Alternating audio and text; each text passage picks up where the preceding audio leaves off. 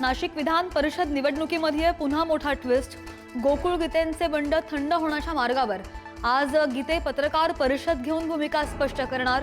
दराडेंना पाठिंबा देणार की फक्त प्रचार थांबवणार याकडे लक्ष।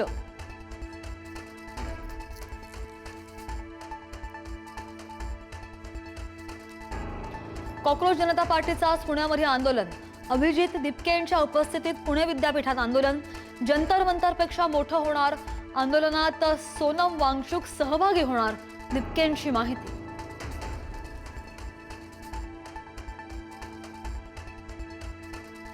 दादर बेस्ट बस अपघात प्रकरणात नवी माहिती समोर। आरटीओच्या प्राथमिक अहवालामध्ये बसच्या ब्रेक यंत्रणेत दोष नसल्याचं स्पष्ट। ब्रेक, स्टीअरिंग, लॉक आणि इतर यंत्रणा व्यवस्थित कार्यरत होत्या। चालकाच्या निष्काळजीपणामुळेच अपघात झाल्याची शक्यता।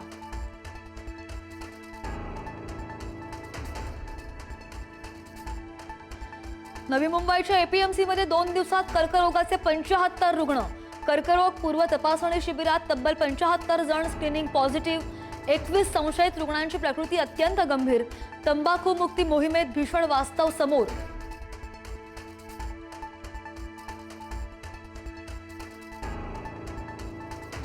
वेगानं महाराष्ट्रात दाखल झालेल्या मान्सूनची स्थिती सध्या तरी जैसे थेच। मात्र पुढच्या 3 दिवसांमध्ये मेघगर्जनेसह पावसाचा अंदाज। कोकण, मध्य महाराष्ट्र, मराठवाडा आणि विदर्भात पावसाचा इशारा।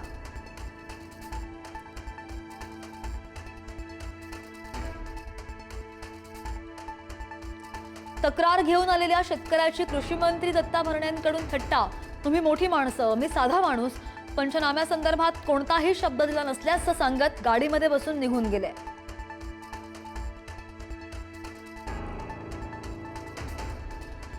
नवी मुंबईमधील वीज पाणी संकटावर मंत्री गणेश नाईक आक्रमक।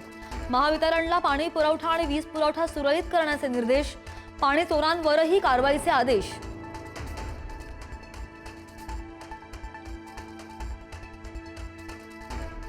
बीडच्या श्री क्षेत्र पुरुषोत्तमपुरी इथं गोदावरीमध्ये बोट बुडाली। 2 महिला भाविकांचा मृत्यू तर 1 वयोवृद्ध महिला गंभीर जखमी। बोटीत 50 पेक्षा जास्त प्रवासी असल्याची माहिती।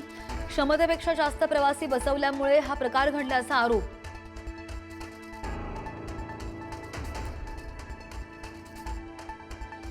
इराण अमेरिकेमधील संघर्ष पुन्हा उफाळला।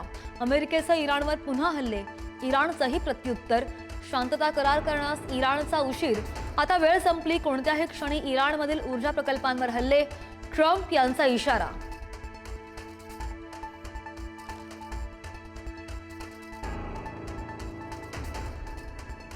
अमेरिकेच्या हल्ल्यानंतर इराणकडून होर्मुझ सामुद्रधुनी सील। होर्मुझचे सामुद्रधुनी पूर्णपणे बंद केल्याची इराणकडून घोषणा। होर्मुझमधून जाण्याचा प्रयत्न करणाऱ्या जहाजांवर हल्ल्याचा इशारा।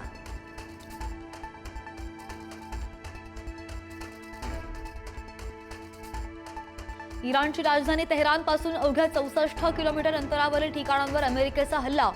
अमेरिकेनं तेहरानवर डागली 49 क्षेपणास्त्र। इराणनं करारावर स्वाक्षरी न केल्यास पुन्हा हल्ल्याचा इशारा।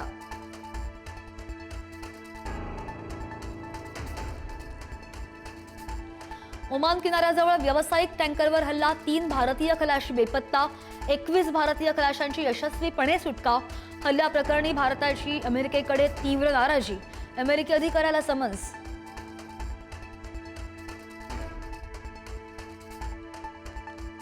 पाकव्याप्त काश्मीरमध्ये पाकिस्तान विरोधी आंदोलन आणखी तीव्र।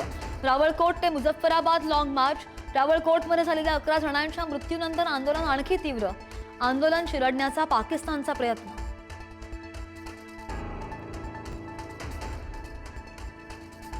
आणि आजपासून फिफा फुटबॉल वर्ल्ड कपचा थरार।